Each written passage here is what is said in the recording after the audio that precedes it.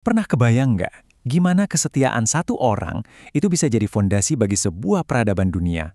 Nah, inilah kisah tentang Abu Bakar. Dia bukan sekedar sahabat biasa loh. Dia itu kayak arsitek yang menopang sebuah imperium di saat-saat paling rapuh. Ini adalah cerita tentang keyakinan, pengorbanan, dan kepemimpinan yang mengubah arah sejarah. Coba bayangin deh, suasananya lagi kacau balau. Pemimpin yang sangat dicintai baru aja wafat dan semua orang panik, bingung, terumbang-ambing dalam kesedihan. Tiba-tiba ada satu suara yang berdiri dan mengucapkan kalimat ini. Dan seketika menenangkan badai kepanikan itu. Suara itu suara Abu Bakar. Dan kalimat ini nunjukin karakter dia yang luar biasa.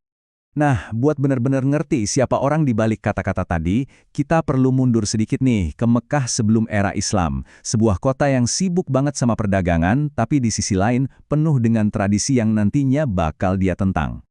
Ini nih kontrasnya yang kelihatan banget. Di tengah masyarakat yang nyembah banyak berhala, Abu Bakar itu udah dari sananya cenderung monoteis. Waktu banyak orang kejebak perjudian dan fanatisme suku, dia justru dikenal sebagai pedagang yang super jujur dan dermawan. Jauh sebelum kenabian datang, dia emang udah beda.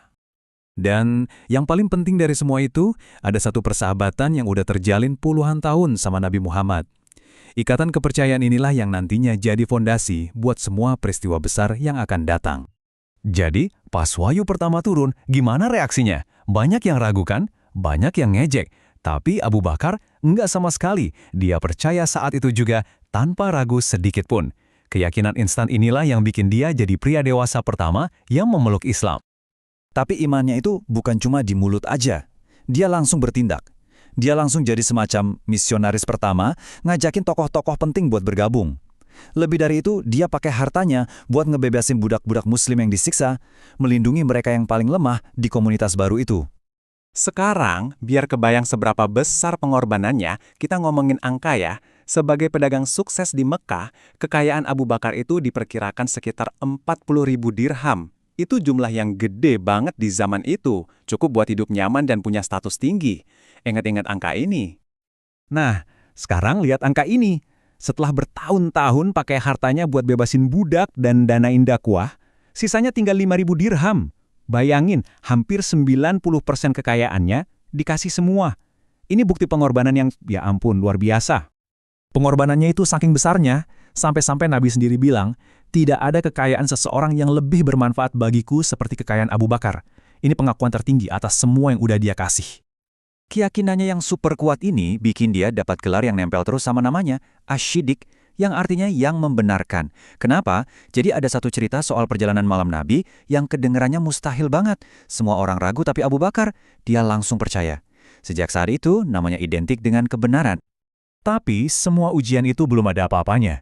Ujian terberatnya baru mau datang. Situasi di Mekah udah nggak bisa ditolerir. Jadi harus ada hijrah, migrasi ke Madinah, yang jadi titik balik sejarah Islam. Dan tebak siapa satu-satunya orang yang dipilih Nabi buat nemenin perjalanan super bahaya ini? Yup, Abu Bakar. Ini bukan sekedar kabur loh, ini tuh kayak operasi intelijen yang rapi banget. Dan keluarganya Abu Bakar jadi tim intinya. Putranya, Abdullah, jadi mata-mata. Putrinya, Asma, jadi kurir logistik. Bahkan pelayannya Amir punya tugas khusus buat ngelakuin kontra intelijen, yaitu ngapus jejak mereka pakai kawanan domba. Cerdik banget. Momen paling tegangnya itu pas mereka di Gua Thur. Para pengejar udah di luar gua, suaranya kedengeran. Abu Bakar panik, tapi bukan buat dirinya sendiri, dia takut Nabi kenapa-napa. Di saat itulah, Nabi ngucapin kalimat yang sekarang diabadikan di Al-Quran. Janganlah bersedih, sesungguhnya Allah bersama kita. Oke, setelah berhasil sampai di Madinah, peran Abu Bakar berubah lagi. Dia bukan lagi sekedar sahabat dan pendukung, tapi udah jadi salah satu pilar utama yang ikut ngebangun negara Islam pertama. Soal kedermawanan, ada satu momen yang benar-benar puncaknya. Waktu itu lagi persiapan ekspedisi Tabuk. Nabi minta donasi, Umar bin Khattab datang, bangga banget bawa setengah hartanya, mikir dialah yang paling top. Tiba-tiba Abu Bakar datang dengan seluruh sisa kekayaannya. Semuanya. Nggak ada yang disisain buat keluarganya selain keyakinan pada Allah dan Rasul-Nya. Tapi semua ujian tadi ternyata belum seberapa dibanding apa yang akan terjadi selanjutnya. Wafatnya Nabi Muhammad bikin umat Islam kayak kehilangan arah, krisis besar terjadi, dan di tengah badai ini, siapa yang harus maju ngambil kemudi? Abu Bakar. Semuanya terjadi cepat banget. Cuma dalam hitungan jam setelah Nabi wafat, suasana langsung kaos. Abu Bakar langsung maju, kasih pidato bersejarah yang menenangkan semua orang. Gak lama, dia kepilih jadi khalifah pertama. Dan tugas pertamanya, menyatukan lagi Jazirah Arab yang udah mulai pecah. Ancaman paling besarnya waktu itu dikenal sebagai Perang Riddah atau Perang Kemurtadan. Jadi banyak suku yang mikir Nabi udah wafat, berarti perjanjian kita selesai. Mereka memberontak, gak mau bayar zakat, bahkan ada yang ngikutin nabi-nabi palsu.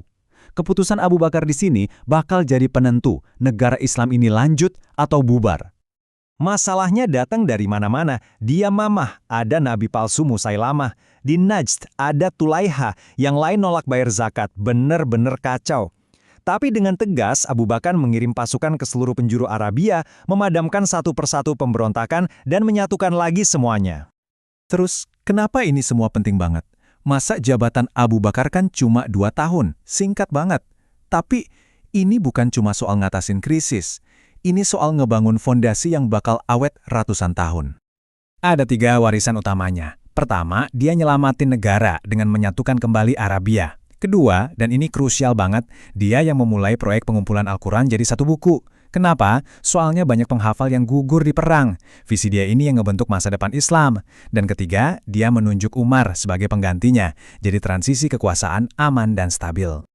Kisah hidup Abu Bakar, dari seorang sahabat yang setia sampai jadi pemimpin yang kokoh, akhirnya balik lagi ke pertanyaan awal kita. Perjalanannya nunjukin gimana sih keyakinan dan kesetiaan satu orang yang gak pernah goyah sedikit pun, ternyata bisa jadi pondasi dari sebuah peradaban besar.